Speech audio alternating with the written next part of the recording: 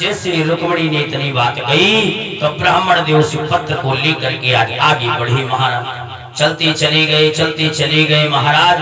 आज इधर हुआ क्या, मेरे भैया जब ब्राह्मण देव पे नहीं चलो तो एक महाराज सुंदर सा महाराज बन देखा। जाकर के एक वृक्ष के नीचे महाराज ब्राह्मण देव ने आसन लगाए रहे लोग। और महाराज जैसे ही आसन लगाओ तो ब्राह्मण देव विचार करने लगे थोड़ी देर आराम कर ले।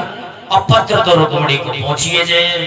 और का सोचो पंडित जी ने कि दोपहरी बिलमाई ले और जाई बगिया में दोपहरी बिलमाई ले।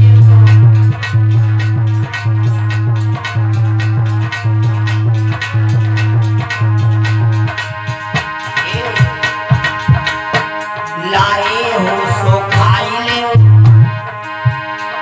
लाए हो सो खाई बगिया में हरि के गुण गाई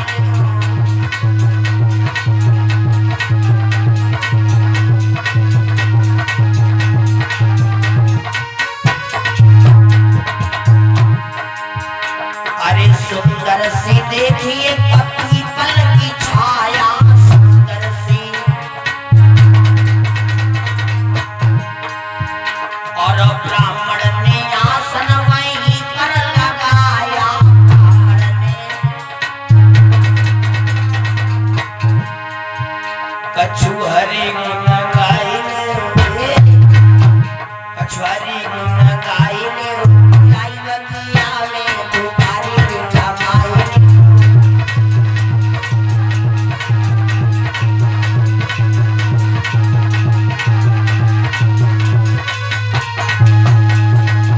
महाराज आज ब्राह्मण देव सो गए।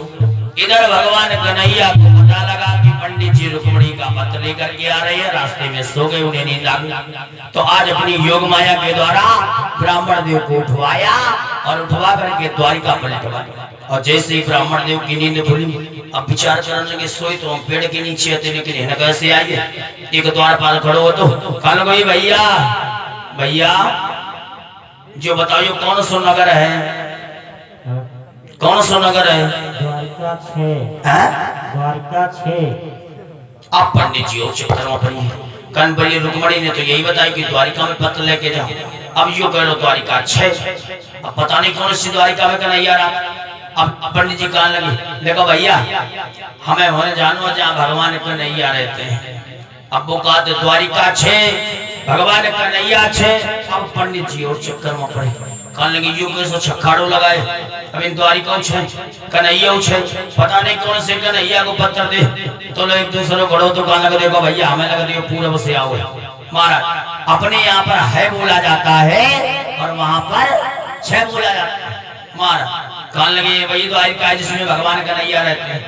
कहाँ मिले? बोले सामने चले जाओ, बलराम भैया की सभा लगी है भाई मैं पूछ रही हूँ कन्हैया पुण्य मदर हो पंडित जी आगे बढ़े, बलराम की सभा में पूछे और पूछने लगे, कहने लगे भैया हाँ तुम में से कन्हैया को है?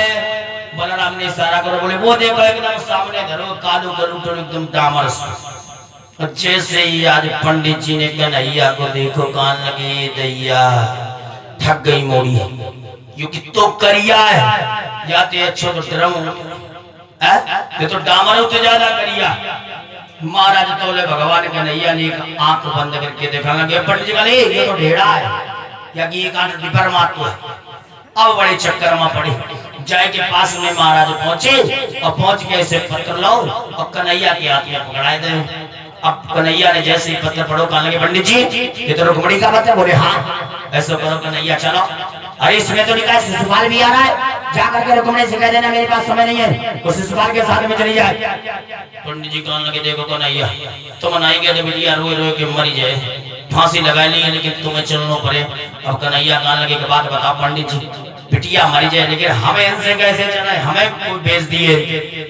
फिर कन्हैया कहने लगे देखो पंडित जी एक तो प्लान है हमारे पास, मतलब सुनो, आज तुम रात में यहीं पर विश्राम करो और जब कल सुबह सभी यादव लोग तुम्हें विदा करें तो तुम ऐसा करियो खांसन लगी और हाफन लगी, तो हमें मौका मिल जाए।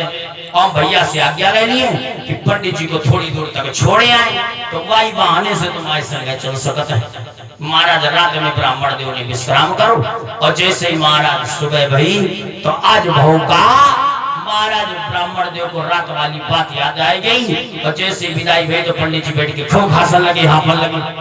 अब कन्हैया कहने लगे भैया हाँ देखो बूढ़ो सो ब्राह्मण है, यदि मरियो तो ब्रह्म हत्या लग जाए। ऐसा करो यदि आपकी आज्ञा हो तो हम थोड़ी दूर तक पंडित जी को छोड़ दें। बलराम कहने लगे कन्हैया थोड़ी दूर तक नहीं, पंडित जी को जाकर के पंडित जी के घर तक छोड़ कर गया। महाराज आज मौका मिली हो कन्हैया, क्या करो सफेद घोड़न वालों दादा रथ तैयार करो और पंडित जी को